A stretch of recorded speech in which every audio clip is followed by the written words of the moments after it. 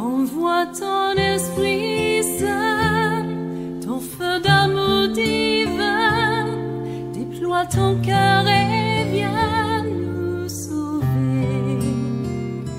Délivre-nous délivre-nous de tout ce qui refuse en nous de t'aimer. Du sang de ton agneau, déversons-nous le flot des abondantes eaux de ton pardon. Viens inonder nos vies, restaure-nous, guéris ton Église.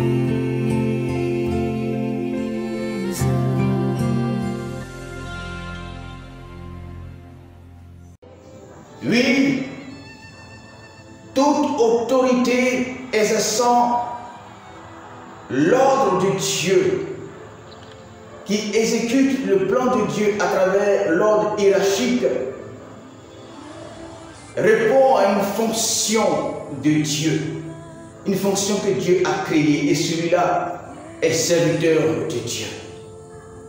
Mais sans oublier que Satan également copte des personnes, choisit des personnes afin que ceux-ci puissent le représenter et que ceux-ci puissent faire avancer son royaume sur terre. Il faut comprendre qu'il y a deux royaumes qui sont en guerre sur cette terre. Nous avons deux royaumes qui sont en guerre sur cette terre, le royaume de Dieu et le royaume du diable qui se font la guerre. L'Église, n'est-ce pas, est également un lieu d'entraînement pour les soldats, comme le désert. Nous parlerons pratiquement de cela comme le désert, afin que ceux-ci soient formés pour manifester l'autorité de Dieu. Je parle de l'autorité et du règne de Dieu. Aujourd'hui, nous devons être des hommes, des pasteurs, des chrétiens, afin de pouvoir manifester l'autorité de Dieu. Malheureusement, les chrétiens n'arrivent pas à manifester l'autorité de Dieu. Pourquoi? Parce que les pasteurs leur présentent autre objectif que le règne de Dieu. Les pasteurs leur présentent autre objectif que le royaume de Dieu.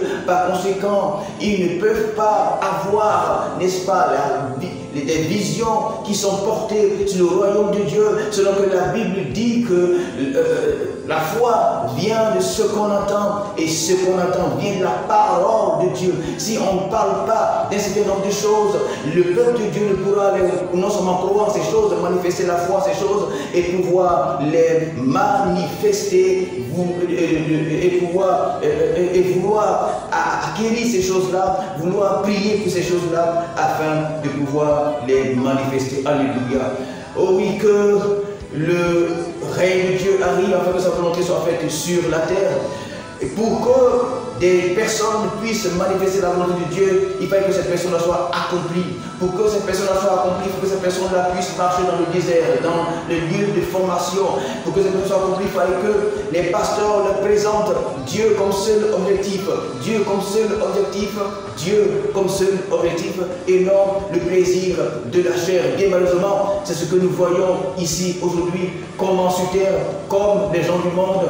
Les gens du monde travaillent à honorer les plaisirs, les lois qui sont prises dans nos assemblées, n'est-ce pas, assemblées nationales dans tous les pays. Regardez bien, ce sont les lois qui mettent le plaisir sexuel et autres des hommes au centre de leurs préoccupations. Mais la Bible dit que nous devons être aspirés par les choses meilleures, par les plaisirs de l'esprit, des choses qui plaisent à Dieu, et c'est ce que nous devons atteindre, c'est l'objectif que nous devons atteindre dans nos communautés. Comme j'ai pu dire à des chrétiens qu'aujourd'hui l'Église n'est pas encore au niveau que Dieu le veut, l'Église n'est pas encore au niveau que Dieu le veut. Pourquoi? Parce que vous verrez que les chrétiens, au-delà des chrétiens, les pasteurs travaillent trop à leur intérêt. Pourquoi les pasteurs travaillent à leur intérêt? Les pasteurs travaillent à leur intérêt parce qu'ils ne sont pas suffisamment morts. La chair, le plaisir, le moi est encore ancré dans le cœur. Et lorsque le moi est ancré dans le cœur, alors tu travailles pour ton bien-être, tu travailles pour ton plaisir. Lorsque le moi est encore en toi, tu ne peux pas voir aussi l'intérêt intérêts des autres. C'est pourquoi un pasteur peut voir son voisin auprès de lui, peut voir un pasteur voisin auprès de lui, et ne fait aucunement fi de lui, parce que ce n'est pas son intérêt. Or, nous sommes un corps, nous sommes le corps de Christ, chacun est un membre du corps de Christ. Lorsque un est malade, c'est tout le corps qui est malade. Même si tu as une carie, c'est tout ton corps qui est malade. Même si tu as 32 dents et que tu as une seule carie, c'est tout ton corps qui est malade. Même si tu as tous tes membres au complet, mais si tu as un panarie, c'est tout ton corps alors qui est malade. Voici l'image de l'Église. Et même si nous n'avons pas cette maturité afin de voir le royaume de Dieu, si nous n'avons pas cette maturité afin de pouvoir voir l'intérêt de Christ, nous serons encore dans des faiblesses et nous parlerons de ces choses-là. Que le nom du Seigneur soit béni. Alors tout dépend du cœur de celui qui exerce un pouvoir, qu'il soit autoritaire, monarchique, démocratique, communiste ou autre, peu importe. Prenons par exemple le cas du Qatar. Il n'y a pas de pauvres au Qatar. Les Qatarites ou Qatariens ne sont pas pauvres. Il n'y a pas de pauvres là-bas. Pourquoi? Le souverain de là-bas, lorsqu'il a découvert le pétrole et le gaz, surtout le gaz, les bénéfices de ces choses-là, il les a partagés à tout le peuple. J'ai regardé des reportages sur le Qatar. Le souverain, il n'est pas démocratique. Chez lui, il n'y a pas la démocratie. Mais même la Banque mondiale dit qu'il n'y a pas de pauvres là-bas. En tout cas, son peuple n'est pas pauvre. Il n'a pas forcément appris ça à l'école. Mais en guillemets, je dis bien en guillemets. C'est un souverain qui est bon. Il a le désir de partager les ressources avec tout le peuple. Donc tout le peuple est riche. On prend en charge leur école, leur enfantement. On prend en charge, c'est-à-dire que tu dis ce que tu veux faire et l'État subventionne, cadeau, on ne paie pas impôt. Eux là, ils ne paient pas impôt, ils ne payent rien. C'est-à-dire que l'argent du gaz et du pétrole, c'est pour toute la population. C'est réparti à toute la population. En Afrique, nous sommes la démocratie. On a des richesses et puis eux seuls ils sont riches depuis des années. Eux et puis les enfants, les familles sont riches. Depuis quand un régime est la solution à une nation? C'est le cœur des gens. S'ils sont méchants, la pauvreté est une fabrication humaine. La pauvreté est artificielle. On fabrique la pauvreté. On décide qu'il y ait des pauvres. Sinon, lorsque Dieu crée notre monde, logiquement, il ne doit pas avoir de pauvres.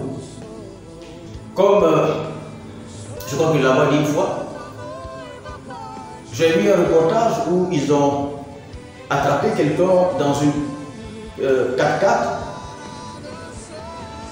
qui avait des sacs, un certain nombre de sacs, de nouveaux sacs, et les gendarmes ont voulu vérifier.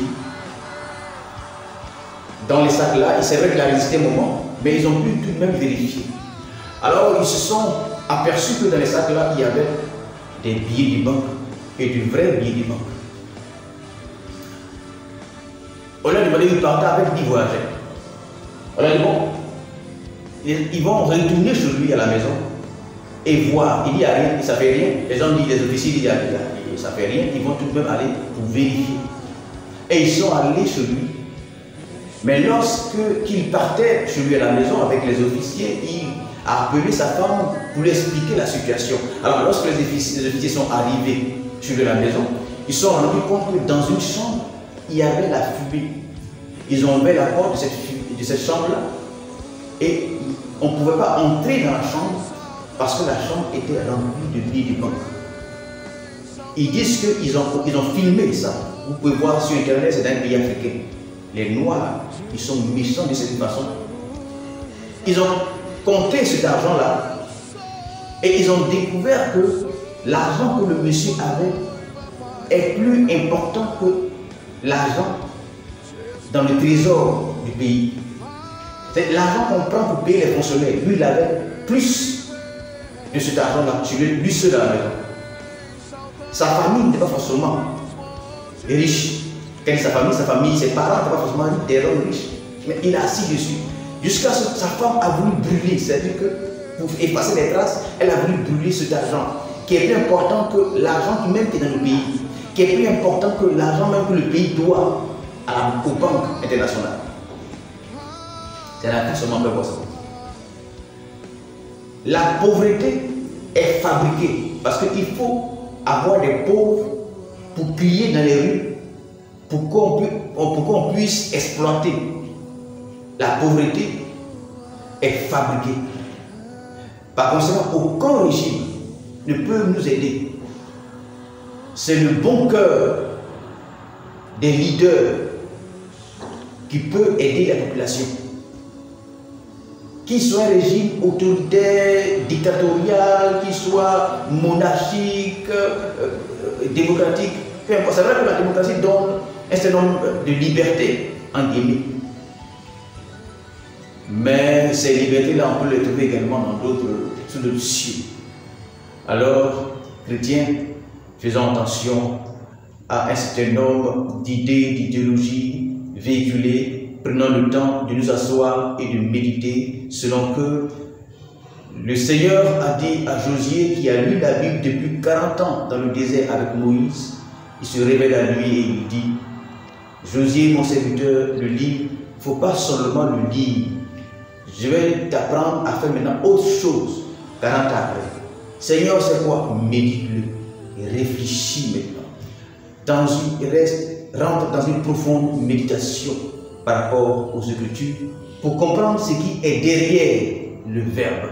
Selon que Jésus a pu dire aux pharisiens: vous sondez les Écritures, mais vous ne pouvez pas percer les mystères qui y sont, car dans les Écritures, il est question de moi.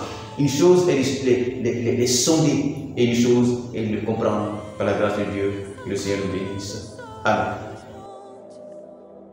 Alors, le domaine dans lequel Satan réfléchit pour apporter la mort dans ce monde, Christ, ses enfants que nous sommes, remplis de cet esprit, et nous donne l'intelligence, la sagesse de réfléchir dans ces domaines pour apporter la vie en lui.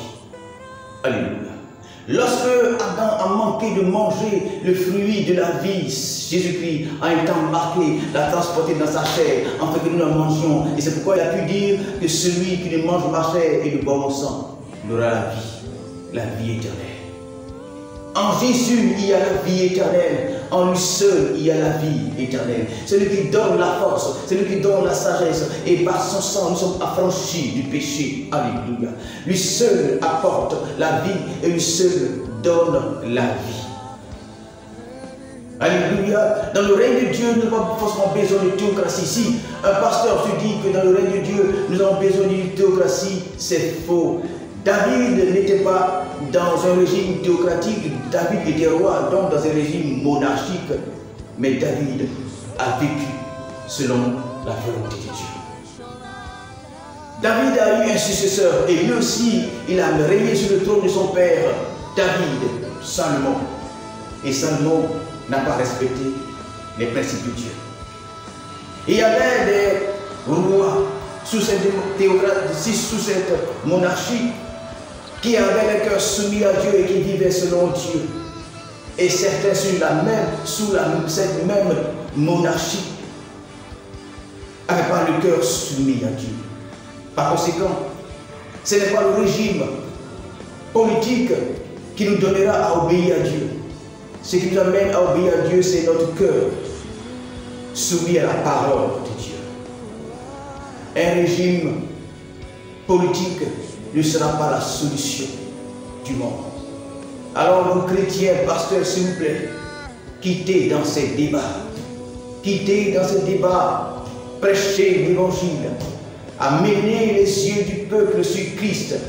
Et que le peuple puisse chercher Christ, que tout que 80%, je dirais 90% de votre message soit centré sur la connaissance du mystère caché de tous les siècles, de tous les âges en Jésus-Christ, car c'est par lui que Dieu a créé le monde. C'est en lui qui a la science, la sagesse et la connaissance de Dieu.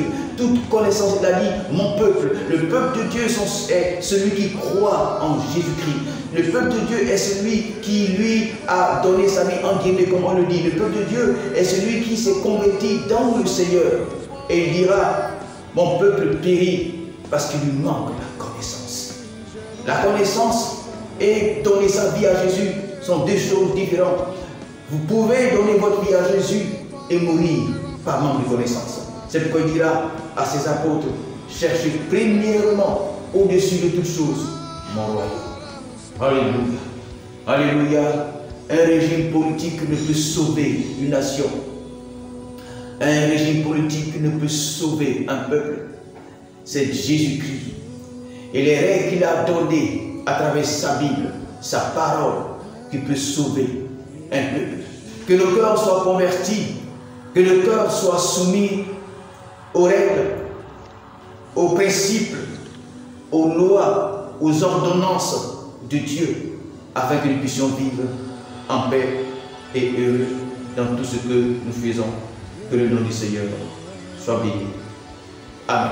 Du sang de ton agneau, déverse en nous le flot des abondantes eaux de ton pain.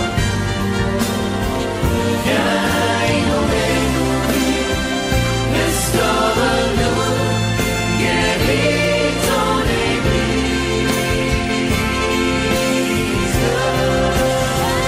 Du sang de ton agneau, déverse en nous le flot des abondantes eaux de ton pain.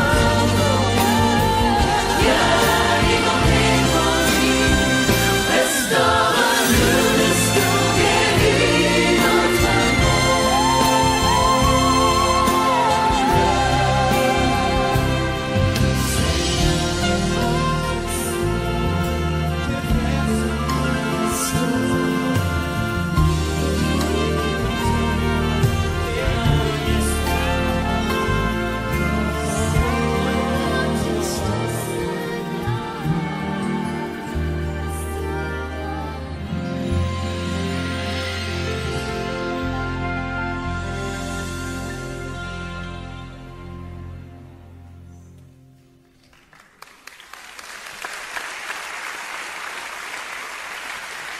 Ha ha ha ha.